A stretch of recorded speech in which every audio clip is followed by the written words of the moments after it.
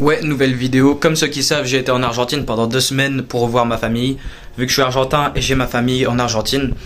Et pendant ces 2 semaines, j'ai vécu ce que je kiffe, ce que j'adore, ce que j'ai toujours voulu avoir. Être avec ma famille, le bonheur, libre de toute la merde de Matrix, de tout ça, toute la merde, vous avez compris. Et forcément, je suis bam bam bam bam bam pour tout défoncer, m'échapper et construire la vie que je veux avoir, et être libre et vivre ma vie comme je veux, et être avec ma famille autant que je veux, où je veux. Et forcément plus tard je serai partout à faire de la merde partout, à être des super endroits. Mais j'oublie jamais d'où je viens de base. L'Argentine, c'est pas forcément le plus beau toujours, avec des endroits, des trucs de ouf à faire. Mais voilà, je serai là et je serai à tous les autres endroits et je ferai ce que je veux. Et sinon, après je vais vous montrer le trade que j'ai pris hier. Là on est actuellement mercredi. J'ai fait la dernière vidéo avant cette vidéo lundi.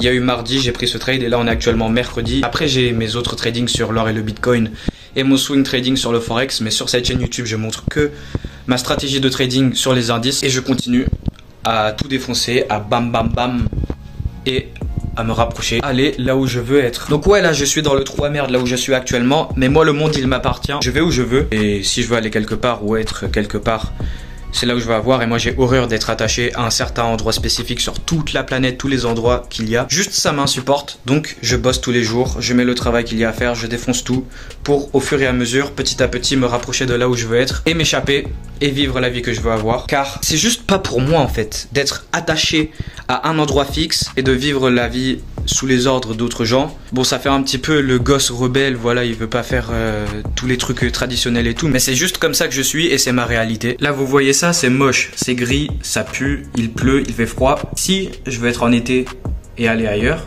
j'y vais. Sauf que là actuellement je peux pas, dans la position où je suis.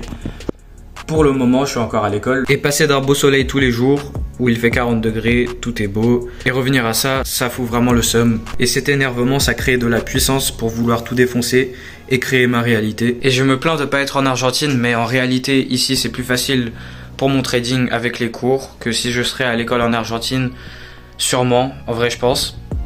Aussi en Argentine, il y a juste 2 heures de différence avec New York, mais on dort quand même durant la session de Londres. Donc la session de Londres, ça serait difficile de trader. Et aussi je pense que en vrai ici on est un petit peu plus confortable, les conditions de vie sont un petit peu meilleures. Et ouais, aussi actuellement au moment où je parle, je viens juste de rater une très bonne opportunité de trade sur l'US 30, un très bon setup sur mon trading des indices sur l'US 30, parce que j'ai la brillante idée de tourner ça en plein milieu de la macro de 9h45 à 10h15, juste après l'ouverture de 9h30. Donc je vais vous montrer ça, c'est pas grave. J'avais l'envie de prendre ma caméra et de parler pour une autre vidéo YouTube, mais bon, en vrai on va dire que c'est pour la bonne cause et ça me fait une vidéo YouTube.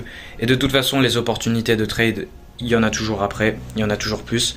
Donc là j'ai raté elle, c'est pas très grave, je vais aller vous la montrer là juste après, là je vais la montrer. Plus je vais faire un petit récap du trade que j'ai pris hier. Ouais, là sur Dow Jones on a 9h30 qui a ouvert, on a Dip ici, VI, les niveaux de sell side, on a la sell side de la partie asiatique, on a mon modèle et on part, on MMBM et on continue le mouvement haussier. On a l'ouverture de 9h30, on a généré le côté de gauche.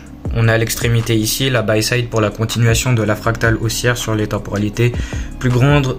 On a le point d'intérêt ici, on tape dedans, on forme l'OB ici, dès la grosse englobante ici qui fait aussi une variation. On a l'OB, on a la IFVG en 1 minute. On a aussi le S&P 500 qui a tapé dans le point d'intérêt que j'ai. Ici, bam, si je vais en 1 heure, on a donc la veille ici, on a tapé dans le bas, on a pris toute la sell side, on a généré le côté de gauche. Et on a aussi le modèle sur le S&P, mais le S&P je l'utilise uniquement comme S&P divergence. On avait aussi la même chose sur le Nasdaq, mais de moins bonne qualité. Donc qu'est-ce que je disais sur le 5 minutes. Là en fait, j'étais devant l'écran à ce moment-là, je pouvais entrer là avec la IO Fed dans cette BC plus la mini VI ici, sauf que le problème c'est que l'entrée ici elle est un peu plus haute. Là ici on a la BC, donc mon stop loss il serait en bas des corps ici. Donc là, entrer là ça serait un peu plus tard. Et le RR, mon RR de 1 pour 2 que je mets à presque tous mes trades, à part si ça continue un peu plus loin, ça dépend. Mais je mets presque 2 RR à chacun de mes trades. Et c'est juste pour la sécurité, je veux une bonne entrée. Donc la bonne entrée normale, si on considère pas prendre le IO Fed là en 5 minutes. Donc là on a le IO Fed ici, il fait une petite distortion. On est entré dans la macro de 9h45 à 10h15, bam 9h45, on entre dedans. On a cassé au-dessus de la CB ici en l'inversant en devenant la IFVG. Et là, bam, on prend. Donc n'importe où, ça serait l'entrée directe. Et le seul petit retour, donc ça serait une entrée directe. Le seul retour, c'est la IO-Fed ici. On n'est pas entré direct dans les BC. On a juste fait une IO-Fed. Et là, on part pour compléter le MMBM.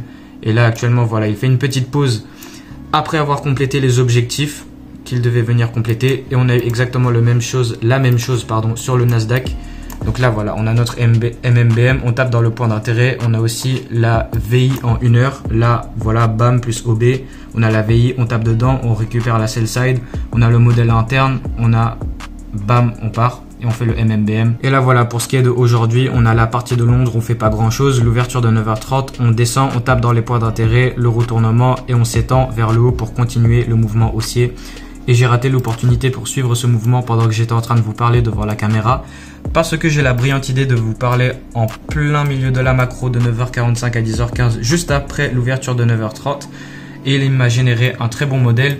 Après, le truc aussi, c'est que je m'y attendais pas trop à prendre directement un trade parce que depuis les dernières semaines, je prends presque tous mes trades durant la session PM ou fin session AM. Là, voilà, on a ça en tout début du début de ma partie de trading. Donc ouais, voilà pour ça. Ouais, on est encore en plein milieu de la partie AM. Il peut encore y avoir une autre opportunité plus tard, mais je vais vous expliquer le trade que j'ai pris hier. Donc là, sur l'US 30, on était en tendance baissière. Ici, on a tapé sur le haut de cette CB. Là, en H1 ou H4, je sais plus. Là, on est en H1, c'est écrit. Donc là, on a tapé le haut de la CB en H1. On est censé continuer, sauf qu'on a échoué d'aller plus bas. On a formé un parfait equal low. Là, on est venu sweep pour ensuite reculer. On est encore venu sweep encore plus tard. Le bas qui est là.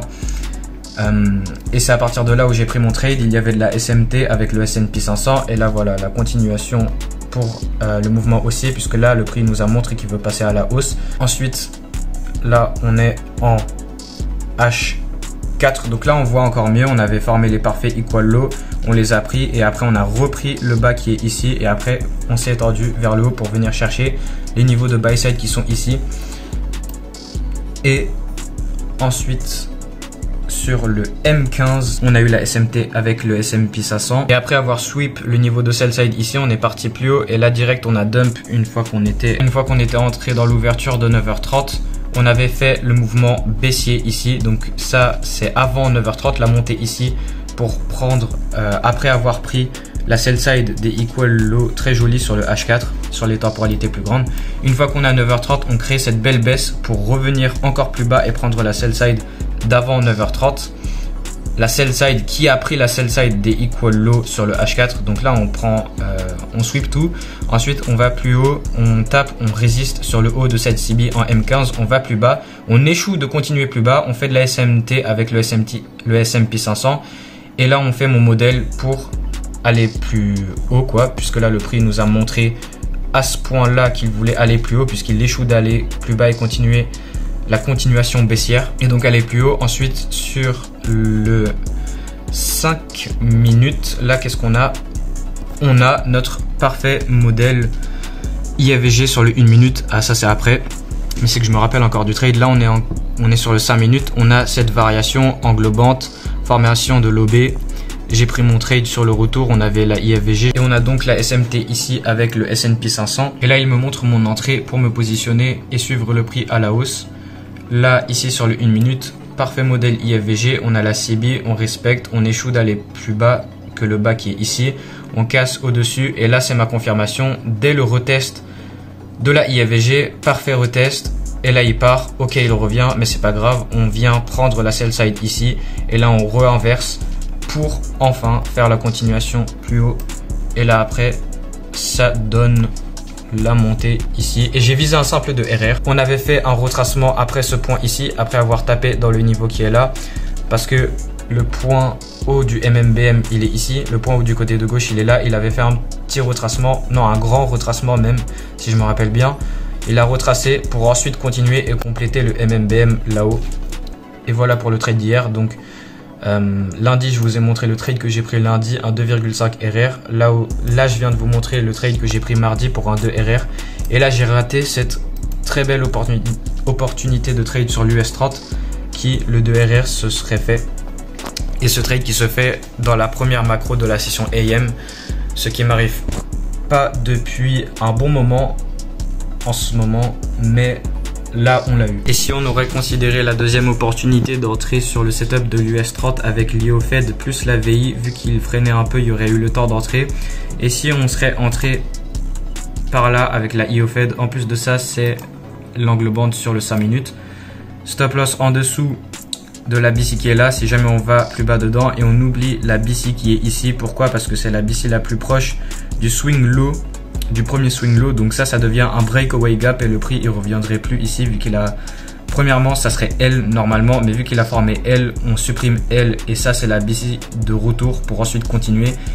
Et là on n'est pas entièrement retourné dedans, on a juste tapé légèrement, ce qui est une IO Fed, on a la VI et là il continue et là voilà. Donc pas de stop loss tout en bas ici, ruinant le ratio risque récompense puisque ce gap là c'est le breakaway.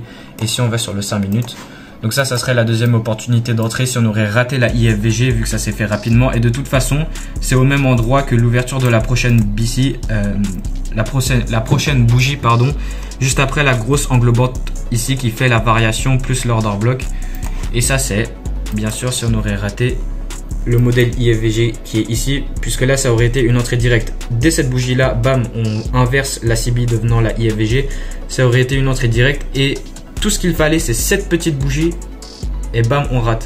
Donc là on est déjà là et après il aurait fallu prendre l'entrée en IO Fed. Donc une seule petite bougie en 1 minute était en retard, mais heureusement qu'il y a une autre opportunité d'entrée, mais pour moi celle-ci c'est la moins évidente. Je veux prendre l'entrée principale. Et avant on trouvait résistance sur l'OB qui est là et le plus bas d'une CB en daily. Et pour ceux d'entre vous qui ne font pas partie de ceux qui suivent mes vidéos depuis un petit moment et qui voient les mêmes choses qui se répètent vidéo après vidéo et que vous voulez comprendre un petit peu plus c'est quoi le bordel que je suis en train de faire sur mon trading des indices, j'ai récemment fait une vidéo expliquant ma stratégie de trading sur les indices en utilisant des simples concepts